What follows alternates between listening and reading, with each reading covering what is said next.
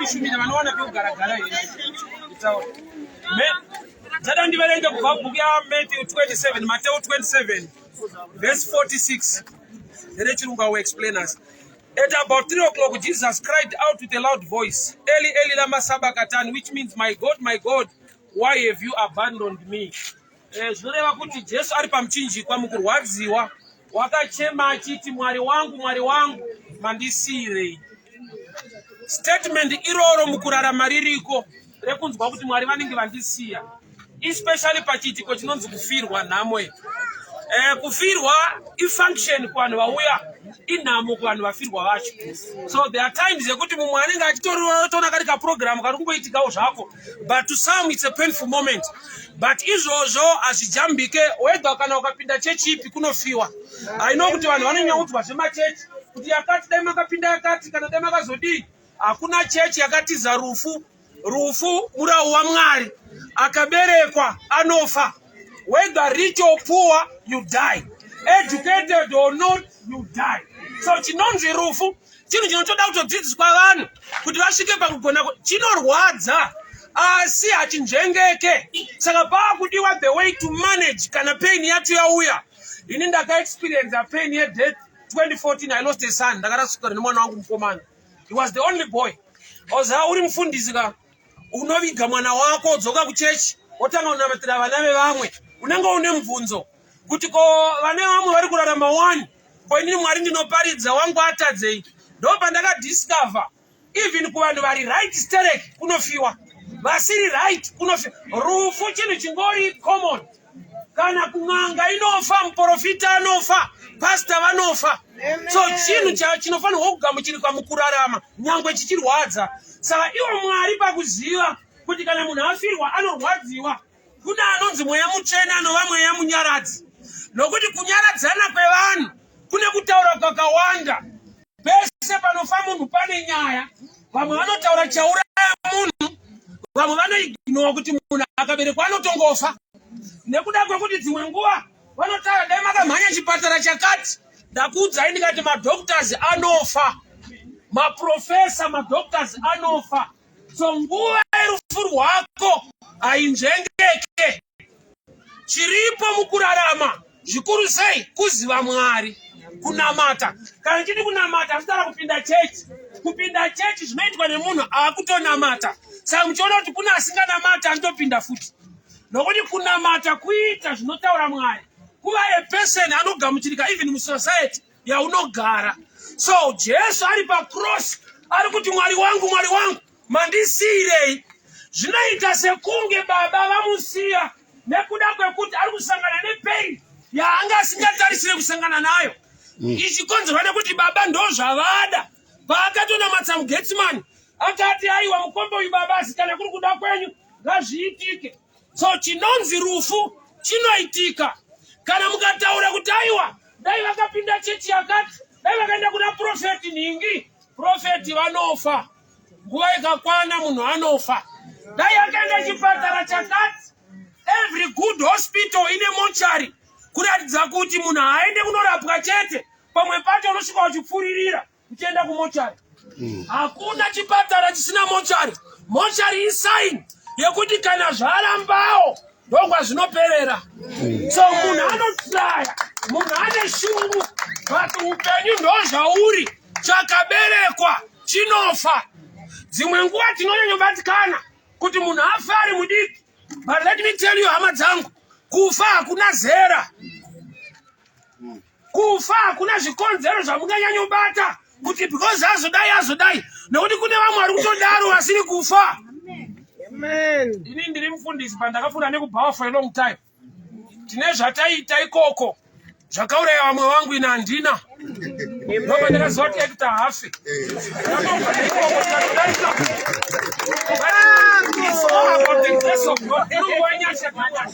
Nokuti dai ndaiti kungwara, vamwe vacho ndini ndakavatrena zvakavauraya. But Mwari vakangondichengeta. There are times yekuti wamunototi uyu anoenda haendi. Yes. Why? Nokuti upenyu dzinongova nyasha dzaMwari. But nawo mbeiripo ukaziva Mwari, kuziva Mwari nekutya Jehovha ndo mavambo ezivo. So chandiri kukurudzira mudikana ari panhota achikuparidza kuna Moses. Moses watoenda pakapedza. Ari pano mupenyu anomake a decision. Ndiye wandiri kushumira kwari. Inini ndakakura naMose. Mose maneighbors. Taitova manext door kumazowo. Kubva grade 1 kusvika kuform 4. Tiri manetozivana zvekutodaro. But chandinoziva ndechekuti mukurarama muupenyu une imwe sarudzo yaunoita. Saka muchiona kuti dzimwe nguva munhu anenge achinwa, but shamwari dzake vakakura navo vachinamata. Mungojoina mungoita zvimwe chete isarudzo. So chinonzi sarudzo chiri mumunhu.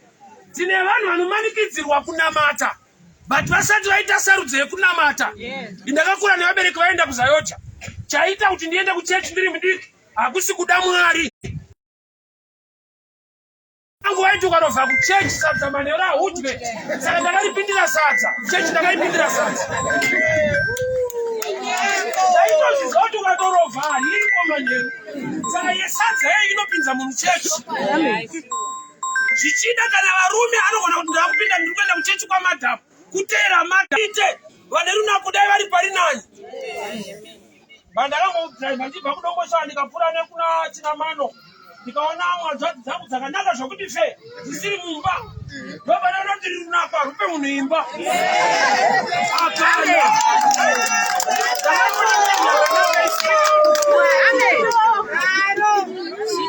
Dzimwe nguva uchiti pamwe ndikati ndekuti ndakafunda ndichaita zvakati ndaona mafailures mulife vasina chavainacho vari so educated. Handisi kuramba kuti kudzidza kuri right, but chandinoziva ndinoita kuti life iri stubborn. Bhaibheri rangu rinoti the race is not to the swift, not the battle to the strong, but the time and chance are given to all. Zvona kuti Mwari une nyasha. But Mwari chaakanakira hamanikidze munhu kuti amunamate. Kunamata ichoice, isarudzo. Asi chaunongofanirwa kuziva chete ndekuti wandiri kuti umunamate. Ukamunamata Mwari hana chaanowana, anobenefita ndiwe. Mwari hana nhamo, harare nenzara hatambudzike. Saka Mwari akati ndinamate, hausi kumuitira zvinhu. Pese paunenge uchimuitira ndiwe uri kureceive the blessing yake. So kunamata mufunga hakusi kupusa. Dzedze chechi dzakadhibha so no. Kunamata hakusi kupusa. Nauye kunamata Mwari yakuda kuti umbozvibvunza ndakabva kupi ndiri kuenda kupi. Mazuva ano kawanda zongonzwa pano toukanamata zvako zvinobva zvaita. Iyoyo subject ndeimwe. Ndiri kutaura yekunamata Mwari wacho anoita kuti zviite. Nokuti vazhinji vedu vakacheterwa vakapinda chechi havana kuparidzirwa kuti vapindwe naJesu. Hama dzangu kugamuchira Jesu isarudzo yaunoita haunyengetedzwa unoudzwa chokwadi wosarudza. Vazhinji vedu tunoenda kuchechi asi tinonzi kunamata chinhu chakatosiyana nekungopinda chechi. Indakafoira inini kuchikoro kwakapasa vamwe vangu. Norati kupinda chechi hakuite kuti zvako zviite. Bosi pachikoro pandakafoira vamwe vakapasa. Kurati unogona kufoirira ikoko. Saka tine vanhu vari kufoirira kuchechi kwacho. Munhu wacho unotoramba kuti anonamata.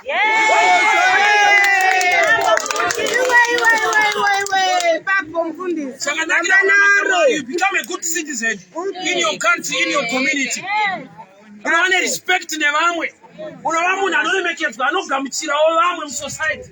Kunamata kunogadzirisa pfungwa dzako panyika uye kunokupa upenyu usingaperi. Kuramba Mwari hakusi kungwara nokuti wakasikwa naMwari nenyasha. Mweya watinofema wemahara ukarwara ukaenda kuchipatara unonzi waiswa paoxygen. Izita rekukutorera mari nokuti izvezvi utori paoxygen for free. Sei vatizoti waapa oxygen kungori pacarbon dioxide. It's language yekukutorera. Vari kuedza kukutsanangurira kuti zvamaiwana mahara musingade Mwari sitokuchaja.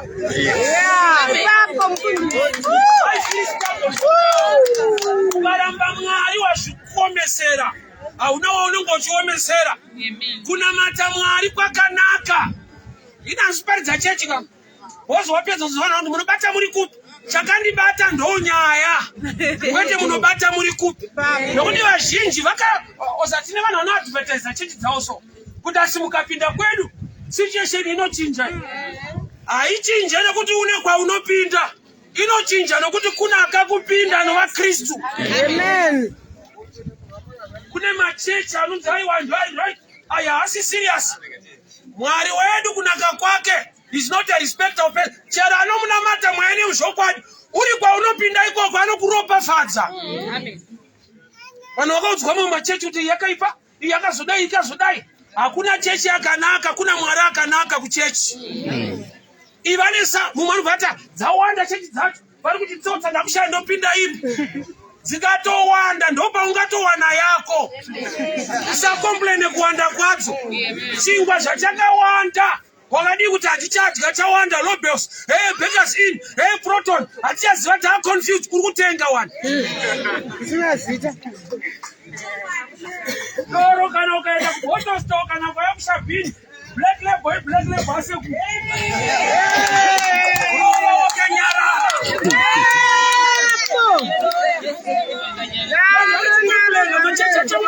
Hatichazotopinda ipi. Ukatoona usatu ane yako isanye kuti achiri mashoma.